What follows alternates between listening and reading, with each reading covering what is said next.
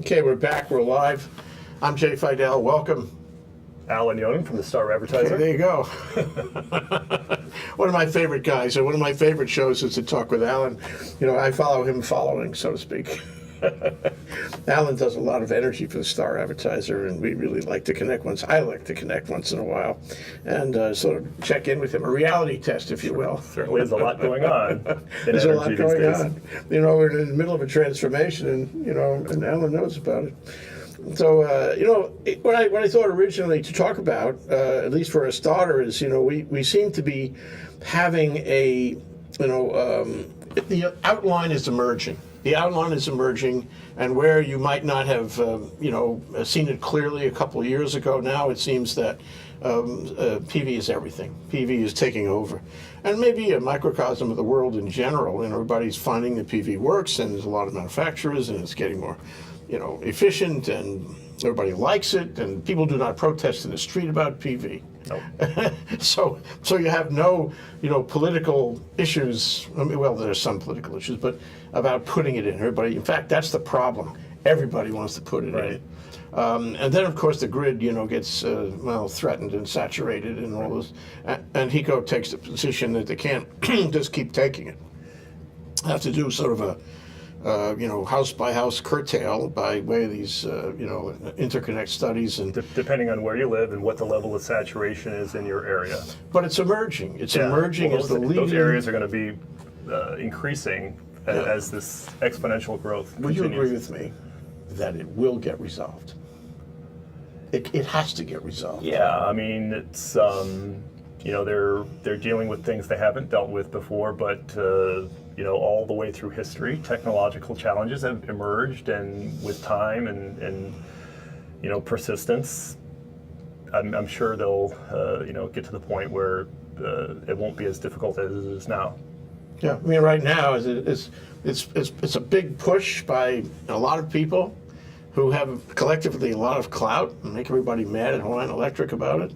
And Hawaiian Electric ultimately will find a way. And we can talk about my solution. I have a solution for this, You're an engineer and you're... My engineer brain, yeah, which was, I'm not an engineer at all. In fact, I never would consider that. But so what if we agree that there has to be a solution, what do you think the solution might be? Because in the end of the day, there's so much momentum and pressure, to fill out this model of PV everywhere. Right. Well, the solution here might be different than it is, for instance, on the mainland or other places where you have a much larger grid. Because one of the issues is the fact that we are an island, and everything that gets produced by solar panels stays on this island, and it's you can't bring in power from outside the grid as you could if you were in California, where you have a much larger grid to sort of balance out some of the problems that they're dealing with. Here, you're stuck on an island, so to speak, and you got to find solutions that work in this kind of environment. So, okay, go one step further. Does the solution, I mean, that is likely, to ultimately prevail, to ultimately, resolve the problem, which needs to be resolved, is that going to be storage or a combination of things? Yeah, I mean, storage can be looked at two ways. I mean, you can look at storage where you have your solar panels working during the day, producing more electricity than some circuits can handle. But if you could put that electricity into a battery or some other storage device, hold it there, and in reserve and use it at night, that would be a solution. But the research that is being done now with batteries is not for long-term storage; it's for short-term fluctuations to balance out peaks and valleys that occur by the second. So the longer term solution to use batteries to store that energy for nighttime use, that's further down the road. And there's other types of technologies. For instance, at Parker Ranch on the Big Island, they're talking about doing a microgrid where the ranch and the nearby town of Waimea could potentially disconnect from the grid, generate their own electricity with renewable sources, and solve the storage problem with something called pumped hydro, where they would... Because they have a lot of mountains there. Right, you pump the water uphill, put it in a reservoir. At nighttime, when your solar panels aren't operating, you let that water flow back down, turn a turbine. That's not something that would work on Oahu, though. Because of the land, the cost of land and all that. Right. I mean, you would need the elevation difference, you need the reservoirs, but I mean, that's an example of technology that would work in certain cases. Well, that's really interesting. They would do. They're way ahead. I mean, Kahua Ranch there on the top of the Kohala Mountains. They had a wind farm inside this large mountain, this hollow mountain, kind of an old volcano mountain, back 30 years ago. That was a working wind farm. I went in there on a horseback ride, as it were. Okay. I was really surprised to see all these windmills. They're dead now. They're not functioning, as far as I know. But you got to give them credit for being, visionary, forward-thinking, even at that time. So pumped hydro is really an interesting possibility. But the plan you talked about a minute ago at the ranch there, a microgrid that's not connected, but it's still is a utility. Does it fall within the PUC and all that regulation that is so hard to comply with? That's a good question, Jay. They would be essentially, that's in the very early stages. So they're looking at a bunch of different options, including being connected, staying connected to the Helco grid, and they could be an energy source for the Helco grid.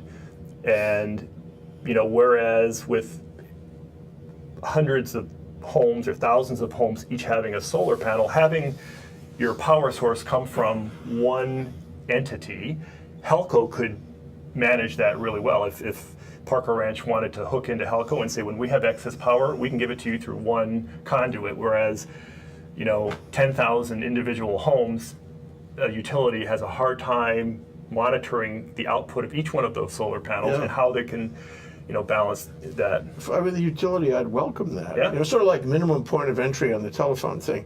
Inside the box, so to speak, they're not responsible. Doesn't cost them anything to maintain or fix wires or solve problems. They just get it on one little line. That's it.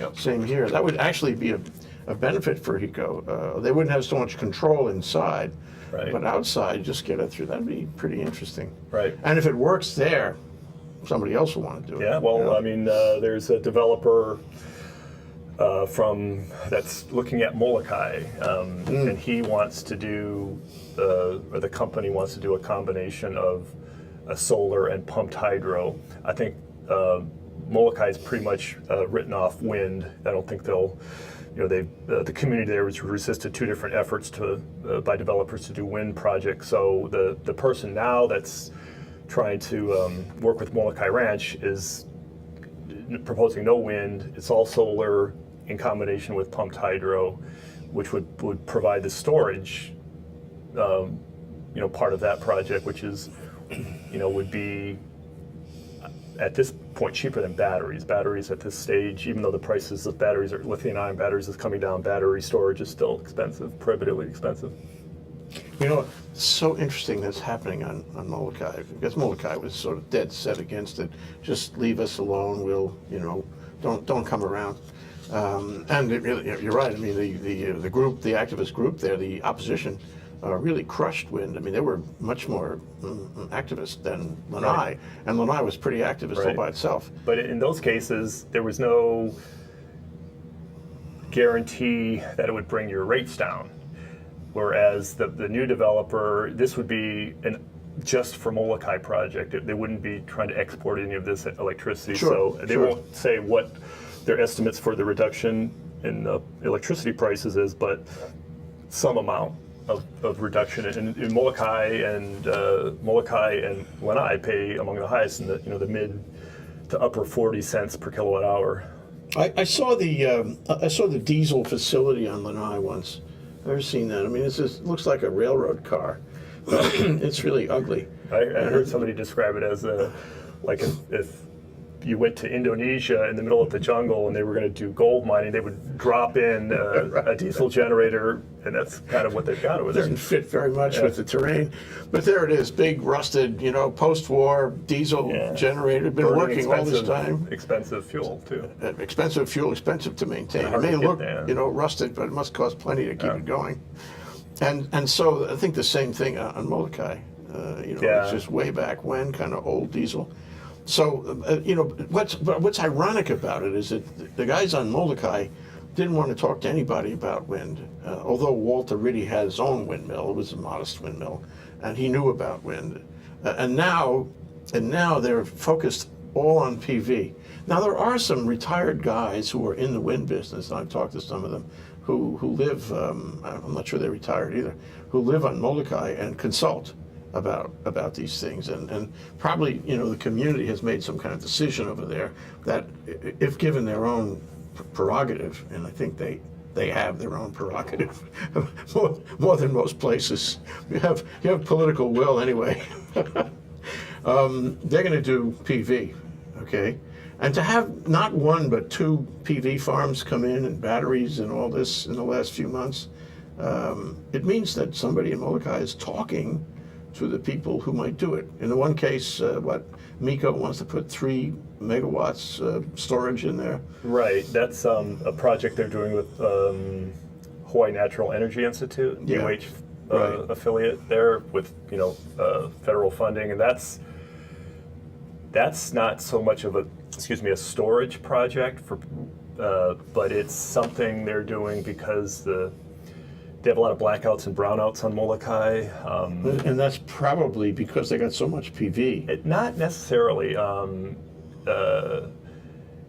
There's just not, it's a small grid and a small generating station. And if one of the diesel units goes down, it represents a big percentage of the load on the grid. So if they have problems with these old diesel generators that we were just talking about, if one of the units were to go down, it's a cascading effect, and then things shut down to protect other things on the grid. So the side effect of that is that if there is a disruption in the flow of electricity and the frequency or the power, all of the inverters on the PV panels automatically shut off. And Molokai has a very high percentage of penetration of PV, so it stems from the old grid that they have there and these old generating stations. Not so much that they're overwhelmed with PV. Got it. From what I'm told. Got it. But I mean, it's interesting. It's the juxtaposition of this old equipment and the new equipment with the inverters that require connection all the time. And, right. And there you go. And you have brownouts. No place in the state has regular brownouts the way Molokai does. That's a tremendous irony going on. And that project that they're working on, addresses a lot of problems. Not specifically the amount of PV on the island, but a lot of other things, and that's actually going on right now, or is soon to start. So that would precede this other developer's plan to, redo Molokai's electrical system with PV and pump hydro. That's down the road. This other project is going on right now, and the HNEI project. Provide immediate relief. Yeah, well, the thing about it, and we're going to talk about it after the break, but the thing about it is HNEI is right there at the intersection of this whole issue, the issue between having an older grid that can't handle all these, issues created by PV, and, the increase in PV. And HNEI is right there. It's studying it in Molokai. It's studying it elsewhere. Big Island, they're going to do one on Oahu, a battery project to address the very specific problem of PV saturation. So that each of these 3 battery projects that HNEI is working on with HECO and their affiliates, each one of those projects addresses a separate issue. But yeah, they have the research and development capability. HECO, MECO, HELCO, they're utilities, and they're in the business of providing you power, and some people might say they don't have the expertise or what it takes to try to solve this bigger problem, and which is where HNEI can come in and help do that. Yeah, I mean, it's whatever is motivating or not motivating HECO, it appears only in the last I don't know, year as far as my observation, that HNEI is bellying up to these difficult issues, doing real research on it, coming up with real, suggestions that will probably have a big effect. But let's take a break for a minute. That's Alan Yonan, the star reporter from the Star Advertiser, Star Advertiser reporter on energy. This is Think Tech Talks. We're talking about Hawaii, the state of energy, and we're trying to get a handle on what is going on here, getting the sea changes in order. We'll be right back after this break. I'm Hong Jiang, host for Asia in Review on Tuesdays. And I'm David Day, host for Asian Review on Thursdays. Both of us broadcast our respective shows at 4 p.m. And my topics tend to deal with questions related to environment, culture, history, and sometimes human rights. And my shows tend to be on international business, foreign policy, geopolitics, and national security. And you can watch our shows live on the ThinkTech website at thinktechhawaii.com. And you can also watch us on YouTube or Olalo. So come join us on Thursdays at 4 p.m. I'm David Day. And on Tuesdays at 4 p.m., I'm Hong Jiang. Aloha. Aloha. Yeah, no. Oh, okay, that's good. That's fine. Okay, we're back. We're live. This is Think Tech Talks. I'm Jay Fidell. We're here talking about the state of energy in Hawaii with Alan Yonan, a reporter who covers energy all day, every day, I think. Well, not all day, but most days. For the Star Advertiser. And you're all over the paper. It's not one section, but primarily business, yeah. Right, but the business coverage falls, or the energy coverage falls in the business section. So, talking about how this is all emerging, and I mean, I think it's really positive to know that for the first time in this effort started essentially in 2008, although there were things happened before that, but 2008 got serious. Now we have research going on with Hawaii National Energy Institute, which is really a UH facility. It has been funded by the barrel tax, although there's an issue about that in this year's legislature. And it's got some real smart guys there who do real research. And, since we're at the cutting edge of everything, it's a thing, don't you agree? We're sui generis. This is a special state, special resources and special limitations and special political issues makes us very special. And so we have a situation that's different from most other places. Right. So we have to carve this bird ourselves. We have to figure it out, and for that we need research. We need an organization like HNEI. And I mean, I've sort of come to the conclusion that HNEI is playing and will play a very important role going forward, to deal with what are difficult issues. Yeah, they get funding from the Department of Energy. They get funding from the Navy. These are all, at the federal level, they want to see these problems solved because they're going to start cropping up in other places, and we're sort of that petri dish where a lot of these things are going to be.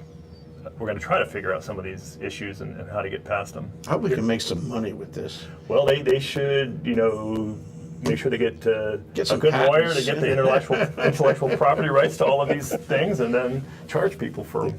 I worry about that. In the past, the universities come up with some brilliant ideas.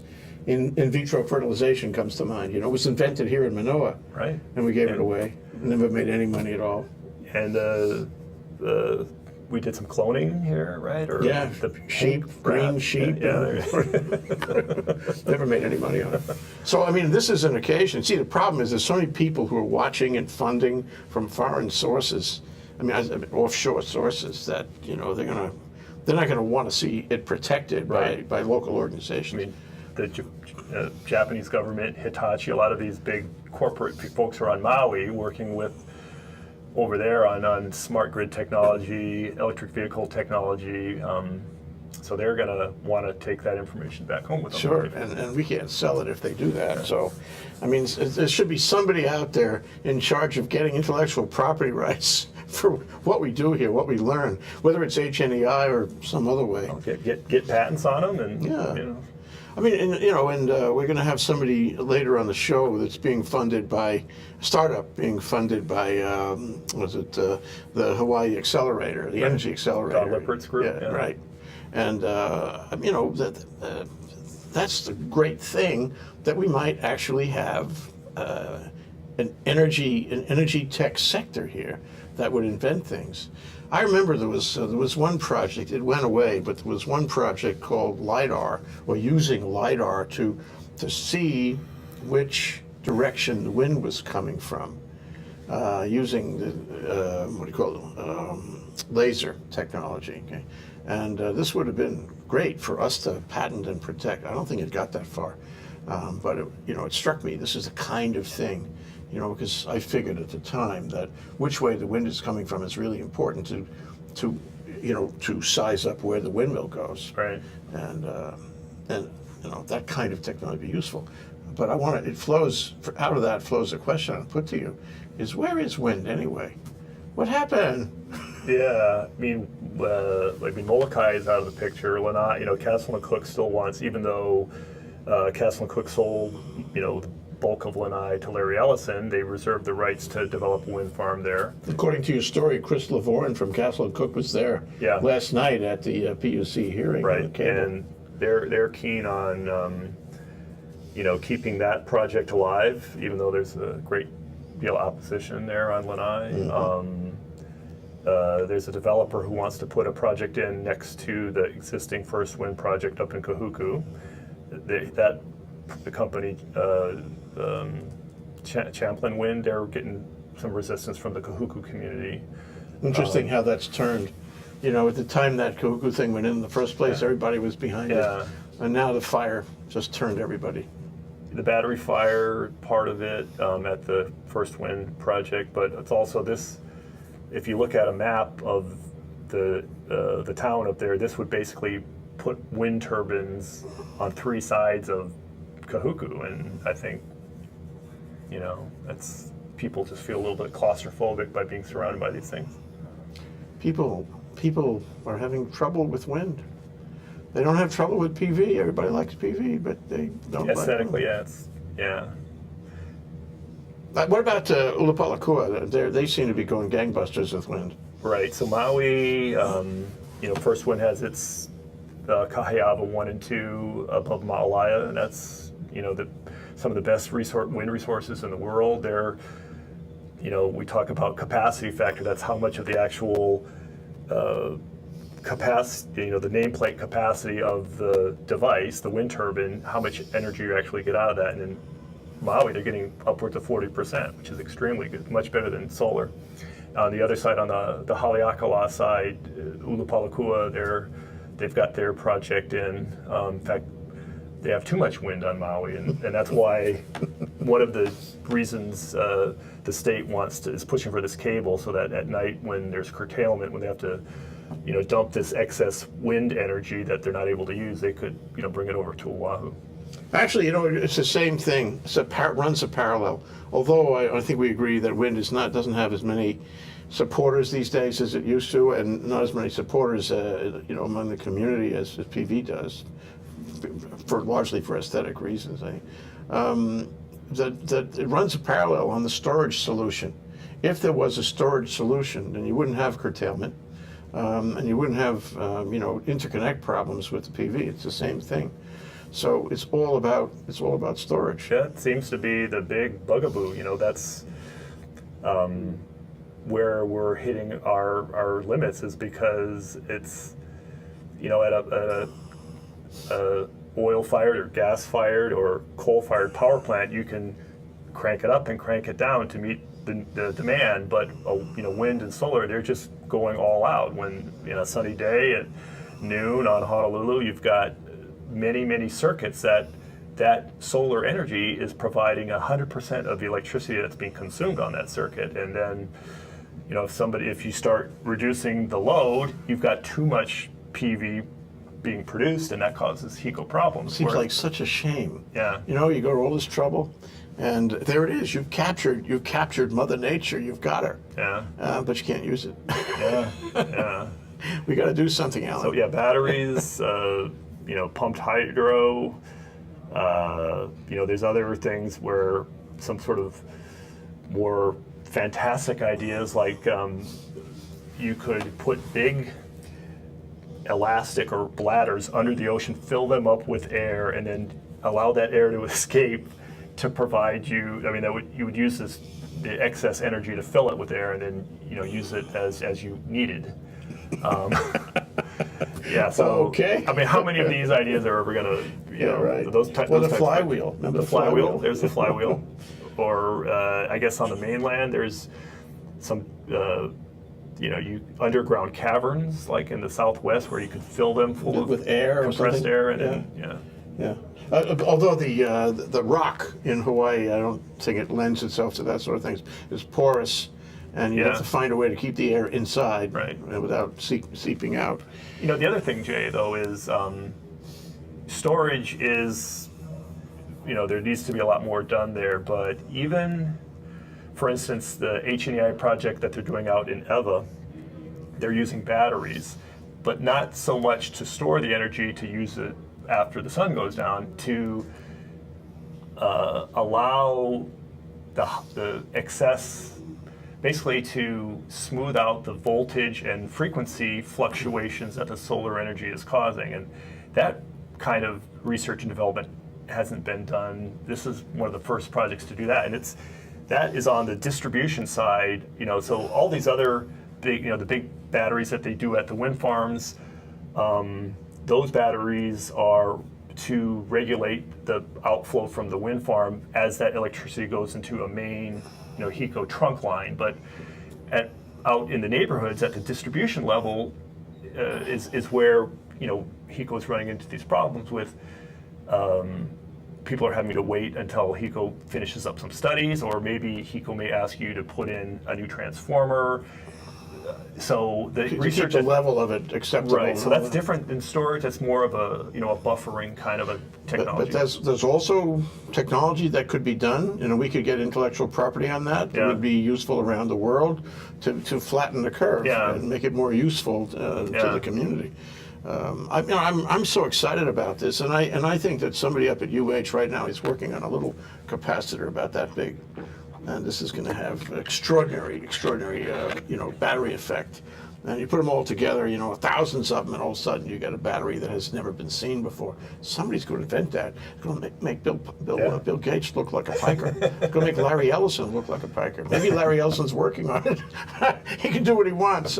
Well, he has his own plan to redo Lanai's energy system there. Does it include pumped hydro too? When he hired a guy from UC San Diego to oversee this project, and UC San Diego's got its own microgrid there that's been written about a lot, and so it isn't 100% energy independent, but it's pretty close to it, and he wants to sort of take those concepts to Lanai, and it's all about being able to integrate all of this stuff and being to use it in a smart way where you're not using a century-old technology. You're using what we have, the most modern, electrical systems to help, use the energy more efficiently. And that's what they won't talk about it yet, but that's what's in the works on Lanai. I love these conversations. If we stay here long enough, we will figure it out.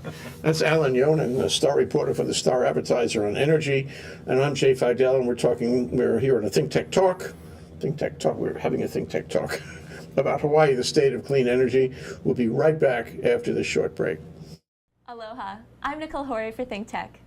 For nearly half a century, the Hawaii Foreign Trade Zone No. 9 has brought the benefits of the Foreign Trade Zone program to Hawaii businesses and entrepreneurs. DBET, the Department of Business, Economic Development, and Tourism, operates Hawaii's Foreign Trade Zone program to encourage international business and economic development. The Foreign Trade Zone's mission is to increase the amount of international trading activity in Hawaii, thereby providing employment opportunities for the residents of our island state. For more information, see ftz9.org. I'm Nicole Horry. Mahalo. We're back, we're live, we're broadcasting from Pioneer Plaza in the core of downtown Honolulu to the world by way of Ustream and Spreaker and YouTube and you name it.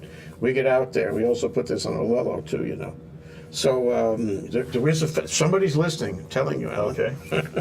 And we'll listen for a long time. They'll be dated in 6 months, but still. And that's Alan Yonan, and we're having a Think Tech talk about the state of energy in Hawaii. And I'm so delighted to be able to have this conversation. We got to go through the problem of, creating the show just so we can talk, Alan. Well, we will be overtaken by events, I hope, because the things we're talking about will have been solved when we do this again in 6 months. I hope. Okay. Yeah. That's fair. I'd like to see that. Catch up. So we were talking in the break very briefly about the black box, the $200 black box that does curtailing house by house. And so I mean, the ideal, the Cadillac solution is you have nice PV on your roof. You have one of what's his name, Joe's attorney is M-Power unit, M-Power. Whatever it is. Okay. It's a battery system. It's Right. a nice battery system. And more and more PV companies are offering their customers those, Everybody's doing it now, Yeah. for about 15,000, maybe a little more, depending on how. Yeah. depending on how big your installation, how long you want the batteries to last. Really, if you want a week, that's going to be Yeah. more than 3 days. Okay, and then the final part of the equipment, the kit, so to speak, is this black box, where the electric company can say, okay, it's enough. We don't need it now, so we're gonna stop you there. We're not gonna take it. It gets grounded. Too bad that anything gets it gets back in your battery presumably. you know. But in any event, we don't want it, so we can stop it from coming. So therefore, we don't have to have an interconnect study. See, Right. we can do this right now. In fact, the utilities already do that with commercial customers. When you go into, if you're a warehouse or a factory and you put up PV in an area that's overly saturated, often you'll sign something giving the utility the right to shut off your power if they're running into problems. And who knows, maybe that's coming down the road for homeowners, where either you have to wait until all the studies are completed to see if you fit into the profile. And if you don't, too bad for you, kind Right. of thing. Or you could just say, hey, I mean, I'll take the black box. right, because they do that. That's, I think, demand response, because you can get $4 off your electric bill if you give, for instance, Hawaii Electric the authority to shut off your hot water heater. They can do that remotely, and that's takes you into smart meters, which gives the utility a lot more information about what's going on at the distribution level, which they don't know, because all these. No, they want. It's not invasive. It's not like NSA or anything. No. I mean, there's. They can know everything about me. It's okay. Well, there's people on Kauai who don't want the cat. I know that. I know that. Yeah. But yeah. So if they have more information, because right now they're blind. All of those PV panels, thousands of them, are putting out. HECO doesn't know what's coming off of those PV panels. If they had that information, they could balance their load a little bit better. Yeah, they should go down that path. Well, they tried. PUC shot them down a couple of years ago. is That's that too right? expensive. That's Yeah, really but too they bad. said come back and propose it again. And I'm thinking, I'm hoping, or you would assume that HECO's got another plan in the works. There's got to be. I mean, it's got to get resolved. You can't say, well, A, we do a study, and B, if the study doesn't work out in your favor, you're dead.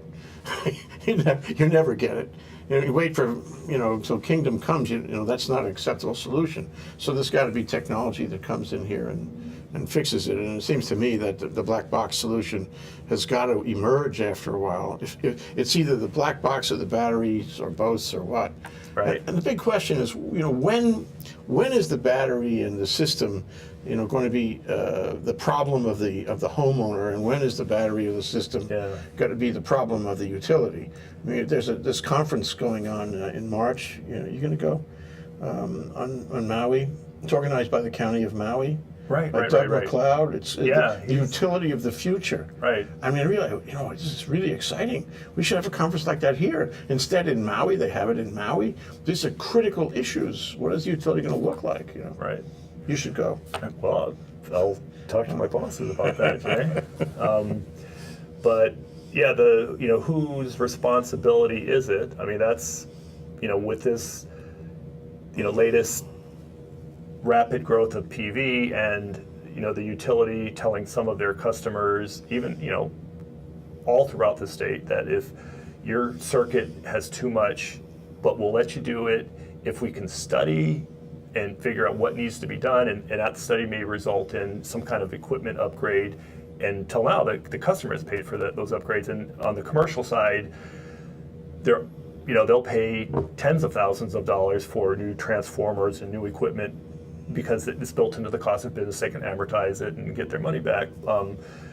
But at this stage, and that's a big, there's differences of opinion as to who's, is it the utility's fault because they have an old grid that now they're going to make the customer pay for these customer-cited upgrades.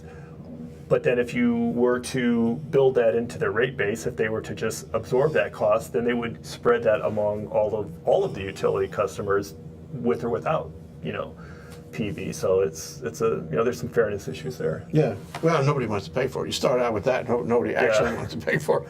Nobody says, I'd like to do this for the benefit of the state. I'll absorb that $200 or whatever. Right. Well, the $200 would be manageable. Your black box idea, I like that. $200. You just have to figure out what you're gonna do when they do shut you down, right?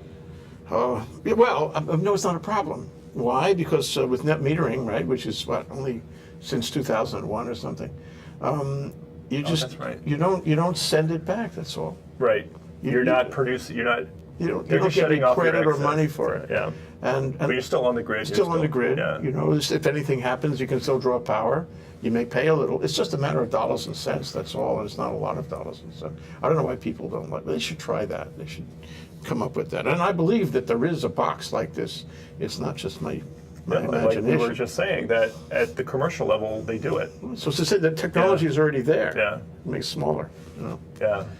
Well, the other thing I wanted to talk to you about in the last part of our show, Alan, which is actually very relevant to the meeting last night, where the PUC took input on the undersea cable. I mean, I wanted to get your thoughts about that, about where that's been and where it's going, and maybe you could smell out a little of it at this meeting last night. So that's Alan Yonan, star reporter for the Star Advertiser on energy. This is Think Tech Talks. I'm Jay Fidell, talking about the state of energy here in Hawaii, because we really like to cover that. And we'll be right back after the short break.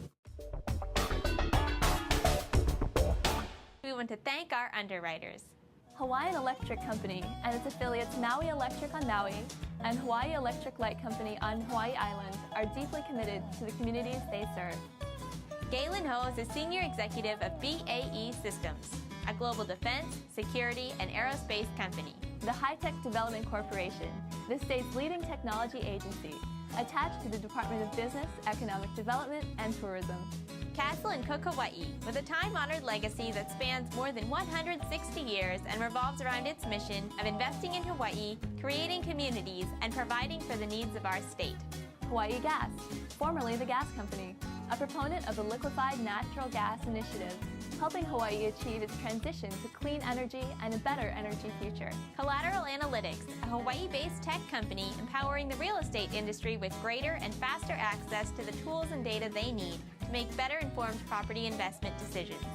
I'm Nicole Horry. Thanks so much for joining us on Think Tech. I'm Maria Kashen. See you next time. Okay, I'm here with Alan Yonan, a star reporter from the Star Advertiser. We're talking about energy on Think Tech. Think Tech Talks, the state of energy here in Hawaii, and we're covering some really interesting points. And the last point to talk about is this meeting last night. The PUC is going to have two meetings. One was last night, and the other one's next week, I think, in Maui. Thursday, tomorrow. Oh, Thursday, this week, yeah. In Maui, they're going to go to Maui and take public input on about the cable. And this is all part of a docket they announced a few months ago that they want to do a quote investigative docket over whether it's in the public interest. Whether it's in the public interest over undersea cable, and they separated that from another investigative docket over Lanai. What's left of Lanai? That's really interesting. You wonder why they did it. Anyway. So here we are, and we're facing it, and they're taking it up, and they're having public input, and ultimately they'll make a decision. But in the way of background, my recollection, okay? the thing was part of the 2008 Hawaii Clean Energy Initiative. And it was in some detail. In fact, I would say it was a big part of the Hawaii Clean Energy Initiative. And it sort of rattled and rolled and bounced from one side of the box to the other, and nothing much happened. Then the university was hired by DBED to do $1.5 million worth of undersea examination with their ship. And it was concerned about the whales, and the environmental organizations had some reluctance about it because of that. And it seemed to be slowing down. Then there was this bill in 2011 or 12, right, that sort of reinvigorated it. Right, that was the bill that would authorize a financing structure that would help raise the capital that would be needed to build this. So they needed to have that in place in order for the developers to start getting interested in doing this project. Right, and the interesting point about what you just said is the developers had backed off. They had been originally contacted in 2008, and they were ready because they know how to do this all over the world. They can do cables, no big deal. But they saw that there was really not a consensus over what to do, so they backed off. This bill was a way to get them back in, get the financing and so forth. I'm not sure it breathed that much life into it, but at least it led to this investigative docket that we have right now. And I think it'll fall on, some people will want the state to be unified on the grid. I'm guessing that the Hawaiian Electric will want that, I'm guessing. Other people, probably in the environmental camp, don't want to do it. Other people are concerned about it's going to raise rates, in the short term, yeah. What did you hear last night at this meeting? Well,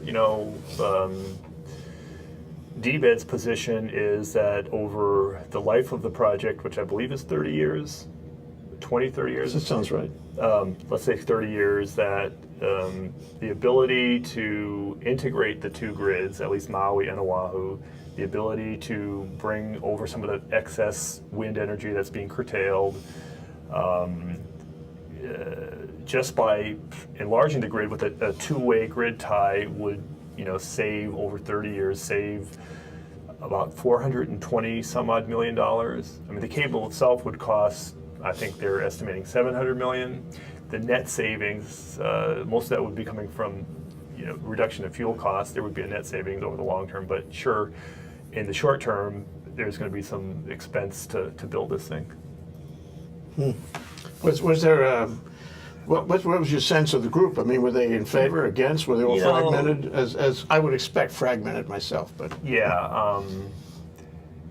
There weren't that many people that testified. I counted 8 people, and Life for the Land, which has opposed this, got up and said they didn't think it was a good idea.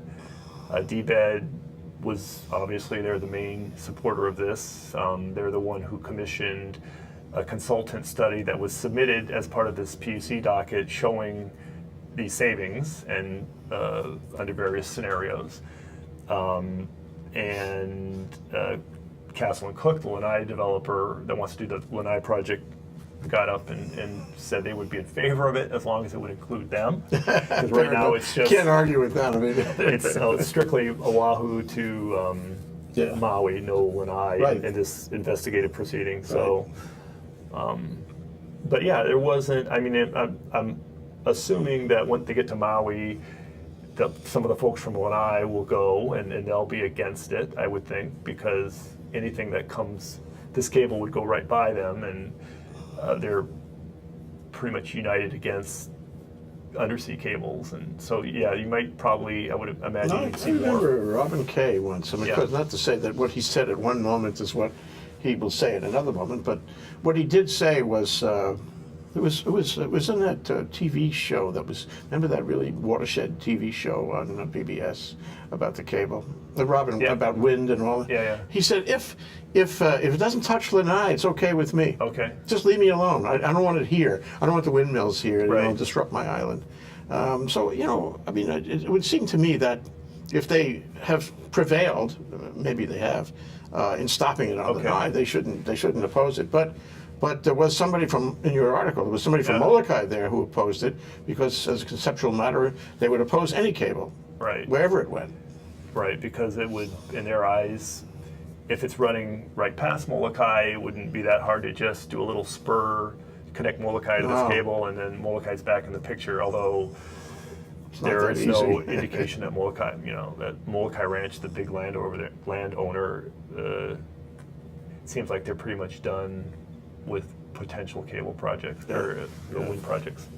But here, now that we have 2 minutes left, I wanted to ask you my operative question about this. Was there talk, has there been talk about what I consider, the critical element of the cable, and that is redundancy? We are developing this model with, the outlines are showing now. We got PV everywhere, distributed everywhere, and hopefully storage and curtailment devices that don't offend people everywhere, island by island. Here, now come along the cable. Well, cable's always been with us, really, but now the cable comes up, and here we're faced with policy issues about the cable. Why wouldn't we benefit by having a cable in there in terms of, of a redundant system where for any reason, if the panels failed or climate change changed the weather in such a way so that wind and panels weren't so good anymore, and we had to find some other way to feed the islands, wouldn't this be helpful? It could save our bacon in bad situations. Well, that's the state's view, the governor's view, DBED's view, but there's the other school of thought that we should be getting away from that model into a more distributed model where you're not that everybody sort of takes care of their own energy needs locally as you can, and that way, if there is a problem with a major transmission line, well, it's not your problem because you've created your own. Yeah. For instance, your microgrid. To frame it another way, am I my brother's keeper? Yeah. Yeah. If there was no cost involved and no environmental impact involved, why not do it? But you got to weigh having this redundancy, which is arguably a good thing, against the cost and those other factors. Yeah. Well, I mean, to me, this is it's heading to this issue. Right. That's because it's not really clear with all the considerations, and the tipping question, if you will, is or could likely be the benefit of redundancy. And at the end of the day, that's probably a question of technology. And I'd like to hear from technology guys to tell me whether, as a matter of good planning, contingency planning, with due regard for climate change, whether a redundant system is worth the extra money. Right. It isn't only $700 million. There's other things too that would have to be built. Right. Right. That's why the report that DBED commissioned to submit to the PUC supporting the cable, of course, hit all the positives and how that the costs would outweigh, or the benefits would outweigh the costs, and over the long term, it would be a good investment. You know what I worry about, though? Even if you and I agree, which we haven't really gotten that far, but that it was a good idea. The cable's a good idea. The process steps from here to turning on the switch are completely amorphous, how long that would take. Yeah, I mean... And we only know it would take a very long time. Yeah. Yeah. And technology changes, you keep waiting for the next best computer to come along, and you can be waiting forever, right? Yeah, all of a sudden you don't need one anymore. Yeah. They planted it in your brain. Right. They don't need computers. You're doing the electricity microwave. There's no cable. Alan, thank you so much for coming down. It's great to talk to you. Yeah, we're about out of time. We're out of time. Jeez, Yeah, I like that. It goes fast. Man, I wish my day at work went this quickly. Well, when you're having fun, Alan Yonan, the Star reporter at the Star Advertiser, doing energy. This is Think Tech Talks. We're talking about Hawaii, the state of energy, and we'll be back in 6 months, maybe. All right. To take stock again and find the sea changes in energy in Hawaii. Thank you, Alan. Sure. Welcome, Jay.